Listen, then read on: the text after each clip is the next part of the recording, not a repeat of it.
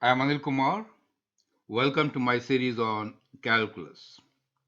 We'll discuss increasing and decreasing interval of given function in this particular video with some examples. You can always watch latest videos on my website globalmathinstitute.com, and in case you want help from me, you can always send an email on the address given here. We're going to discuss two questions in this particular video. Question number one here is find the value of x for which the function f of x is decreasing. So I've taken different kinds of functions. The first two are parabolas. F of x equals to x squared minus 4x and f of x equals to 2x minus x squared. The other two are kind of different functions, the rational function and the radical function. And I hope that is going to give you the variety which you really need to understand solving such questions. C is f of x equals to x plus 16 over x, and D is f of x equals to square root of x plus 4 over square root of x. So after doing these four questions, we'll now look into question number two, which is the function y equals to x squared plus bx plus 10 is increasing in the interval minus 2 to 2. Find a possible value of b, right? So we are given the increasing interval this time, and we need to find the equation. So it's kind of reverse of what we did in question number one. So I hope that will go one full circle and you will understand the concept in all. Well, the basic concept, as you can understand, is what? Is to find the first derivative, and if the first derivative is positive, that means the function is increasing. If the first derivative is negative, that means the interval in which the first derivative is negative, the function should be decreasing, correct? So that is what the concept is as shown here. A function is increasing in the interval where the first derivative is positive, correct? So that's what, let's try to understand this concept. If you take a parabola, then if I have a parabola which is upside down, kind of like this, right? For example, it could be in this particular case where the coefficient of x squared is negative. Now, in this particular case, the derivative during this interval is positive, right? So f dash x is greater than 0. And therefore, you can see that the function is increasing. Rather, I should say, since the function is increasing, the derivative should be positive. Correct? Now, in this portion, it is decreasing, and therefore, in this portion, we will find that the derivative of the function is less than 0. So that is the key. So basically, you could also find the axis of symmetry, right, or the vertex, and on either side of the vertex, you'll see that for a parabola, it's kind of simple. One side is increasing, the other side is decreasing, correct? So therefore, we can now write that the function is increasing in the interval where the first derivative is positive. The function is decreasing in the interval where the first derivative is negative. So these are the two key points to remember. In short, increasing interval is the interval where f dash x, f prime x, or the derivative of the function is greater than 0. And the decreasing interval is the interval in which the first derivative is less than 0.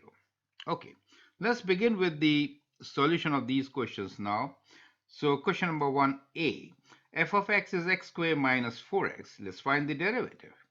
F dash x, or the derivative of this function, will be 2x minus 4. We are interested in finding the decreasing interval. Decreasing means that the derivative should be less than 0. So let us equate 2x minus 4 to x less than 0 and then find the value of x. Solving, we get x is less than 2. So that means in the interval from minus infinity to 2, the function is decreasing. Clear? You cannot include negative infinity, and therefore note the brackets, correct? So 2 could be included. So the square bracket for 2 indicates that the interval is, let me write it in the other way, which is less than equal to 2, right? So on the left side of 2. So the vertex here is at x equals to 2, or the axis is at x equals to 2. Perfect. You could also find the axis by the formula that x equals to minus b by 2a. That could give you, even without derivative, solution of such questions, correct? And that is what I have written in the notes here. So the vertex of a parabola lies on the line of symmetry.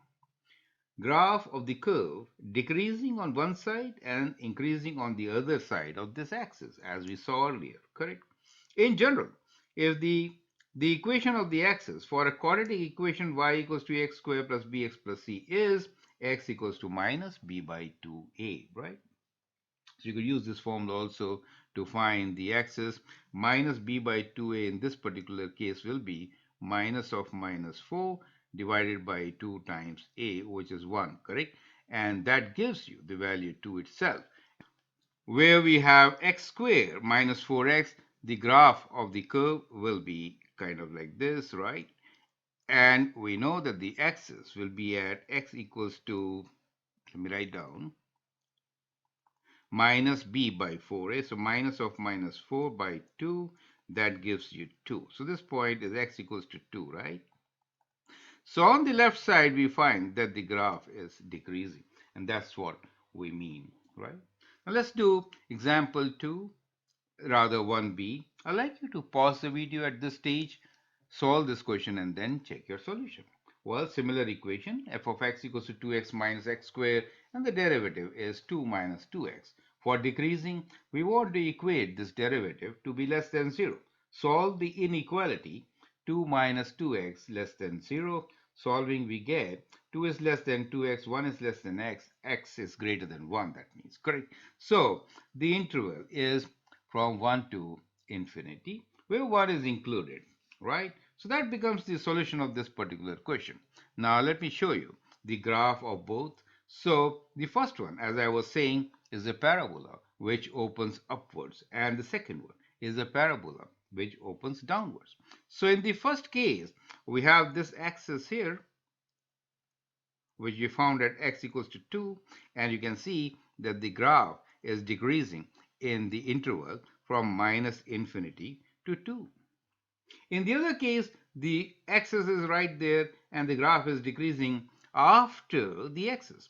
So this was the axis, and as you can calculate this value, x is equal to minus b by 2a, so which comes to be 1 over 2. So 2 over 2 rather, which was half.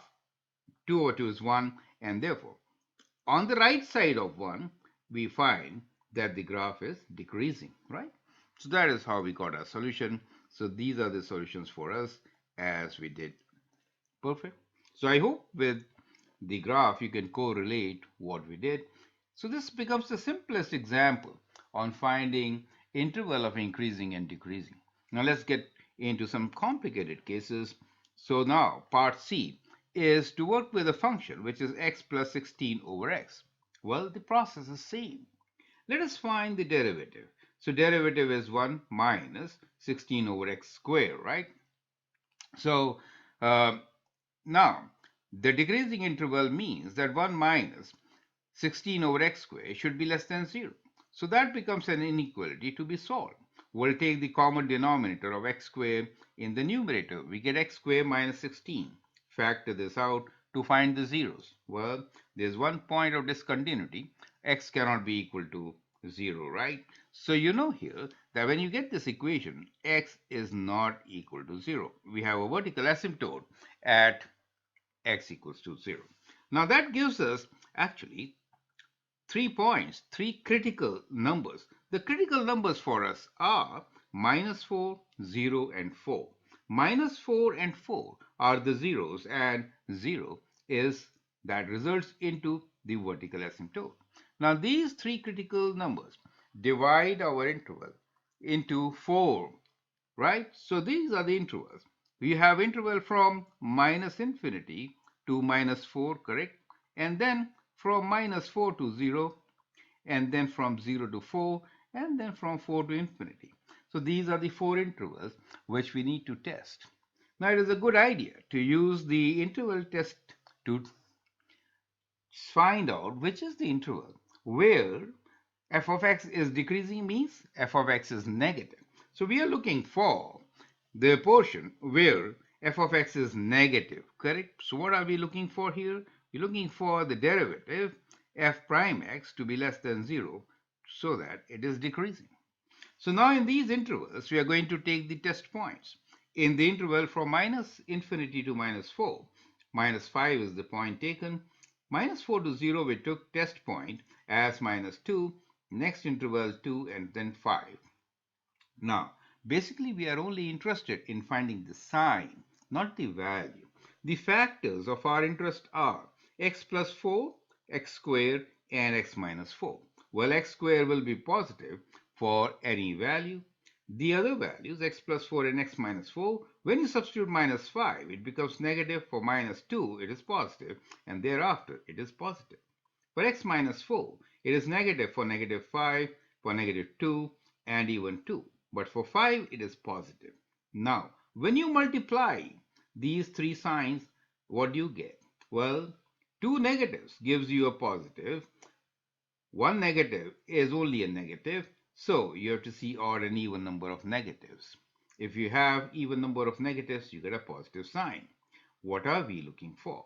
We are looking for an interval where we have negative sign, correct? So the interval between minus 4 to 0 and from 0 to 4, we find that the graph is decreasing since the derivative is less than 0. Well, you cannot include 0, and therefore you have to write your answer in the interval from minus 4 to 0 and from 0 to 4. 0 cannot be included. However, plus and minus 4 can be included since these are the zeros for the function. Is that clear to you? Have a good look at it. Try to understand the interval test, right? You can also at this stage look into some of my videos to practice. Now, let's do the next question, which is f of x equals to square root of x plus 4 over square root of x. The process is same. Find the derivative, right? Some of you would like to write square root of x as x to the power of half and then the derivative half into x to the power of half minus 1, which gives you minus half, right? In this case, you'll write this as 4 into x to the power of minus half. So minus half you get times 4 and then x to the power of minus half minus 1, which gives you minus 3 by 2. So that becomes the derivative of this second part, the second term in this expression. Right. Simplify this, taking x to the power of minus 3 over 2 as common, along with half. Once you do that, the other factor is x minus 4. Well, this could be tricky at times. So I'd like you to focus on this, do it yourself, and check whether you get this or not. If not, write comments on the video so that I can provide you with the required help. Now, at this stage, we have two factors, and from these two factors, we know that the critical numbers are x equals to 0 and x equals to 4. Well, 0 gives you a point which is where the derivative is not defined, and 4 gives you 0 in this particular case.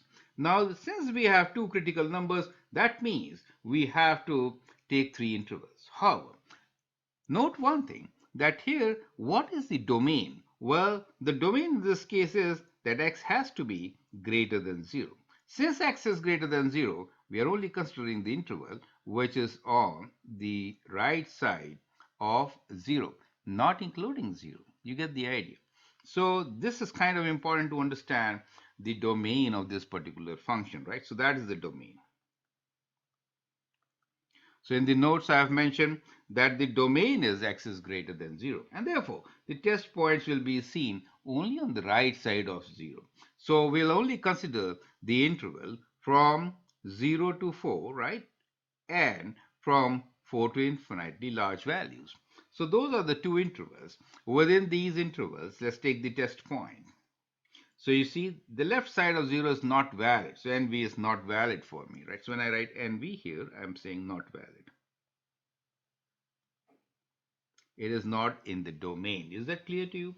So I've taken the 2 points as 1 and 9, mainly because the square root of these numbers is a perfect square. So if I substitute 1, what do we get? For the factor, which is half of x to the power of minus 3 by 2, any positive value will give me positive value. For x minus 4, if the value is less than 4, we get negative. So 1 will give us negative and 9 will give us positive. Now when we multiply the positive and negative, we do get a negative. And when we multiply positive and positive, we get positive. We're looking for the derivative to be negative, and therefore that becomes the solution. So the only solution here is the interval from 0 to 4. Is that clear to you? Correct. So once again, I'll actually include the graph here.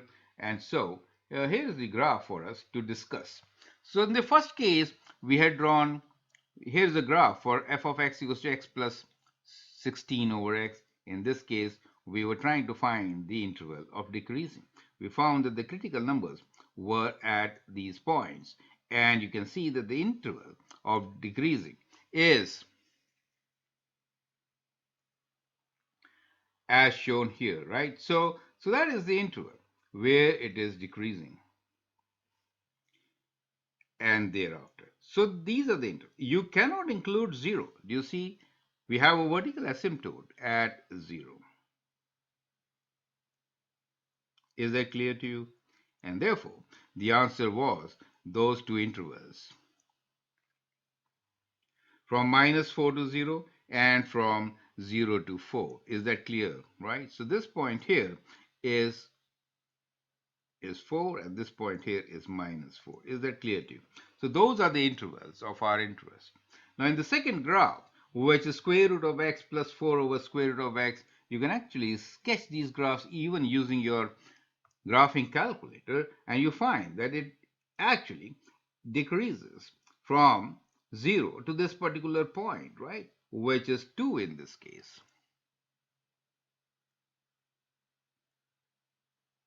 So this interval from 0 to 2 is the interval of decreasing. Perfect. So we have done the first question, the 4 parts, and we have seen how do we find the interval where the graph of the function is decreasing, right?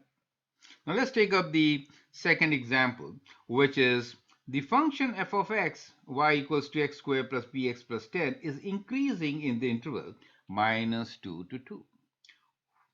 Find a possible value of b. So in this particular case, we don't know what b is. We need to find this particular value. Well, x squared clearly indicates that we have a graph which is a parabola opening upwards. Now, if we are interested in increasing interval, we have to basically find the vertex, right? And this is the increasing interval. Now, the point is given to us as minus 2 to 2. Well, it could be from minus 2 to infinitely large, right? It could be that. But just because we are given this point, we could consider the vertex at x equals to minus 2 to find the value of b. Is that clear to you? So that is the strategy which has been adopted. You know, at this particular point, if I draw the derivative, it is 0, right? So f dash x is equal to 0. And on the right side, it is increasing, so f dash x is actually greater than 0 on the right side. So any value greater than this will actually work for us, right? So, okay, so the important point which I was discussing here is find the axis of symmetry, the point where the derivative is 0. Since the leading coefficient is positive, the function represents a parabola which is opening upwards with increasing interval on the right side of x equals to minus 2, right? So the vertex is at x equals to minus 2. Anyway, so that becomes a thought process, correct? Now, you're given the function y equals to x squared plus bx plus 10. Find the derivative, which is 2x plus b. Increasing means that it has to be greater than equal to 0. So when you solve for b, you get b is greater than equal to minus 2 times x, correct? Now, since we are given the value of x as minus 2, substitute and we get the value of b as 4. So the value of b could be 4 or more than 4. That will also work. More than 4 will only shift the vertex to the left, right? So we'll have a parabola kind of like this. Even then, the increasing interval will include the given interval minus 2 to 2. You get the idea, right? So any value will give us an interval which will be actually from minus 2 to infinitely large. Is that correct for you, right? So For the given situation, I have shown a graph here. So that will be the graph where this is minus 2. And you can see that the interval on the right side, correct? So it is not only restricted to minus 2 to 2, but it could be any value. Perfect. Now, any very important question here could be, can the value of b be different? Yeah, of course. We could have a parabola, which could be something like this. Let me just sketch another parabola here. We could have a parabola which is translated, like this. Do you see that? Now here, the b value could be greater than 2. Let's say we have b equals to not 4 but 6, right? So if it is 6, this will be at minus 3, but still that interval from minus 2 to 2 will be the interval of increasing. You see that point? You get the idea, right? So we could have many solutions. So this has many solutions.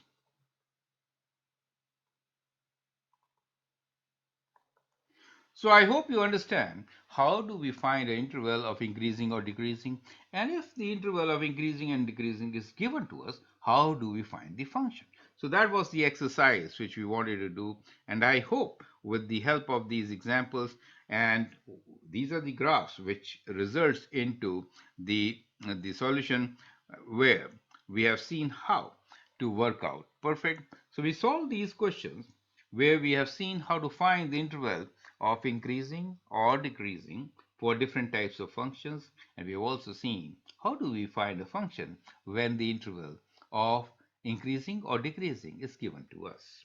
I hope that helps. Feel free to write your comments, share your views, and if you like and subscribe to my videos, that'd be great. Thanks for your time and all the best.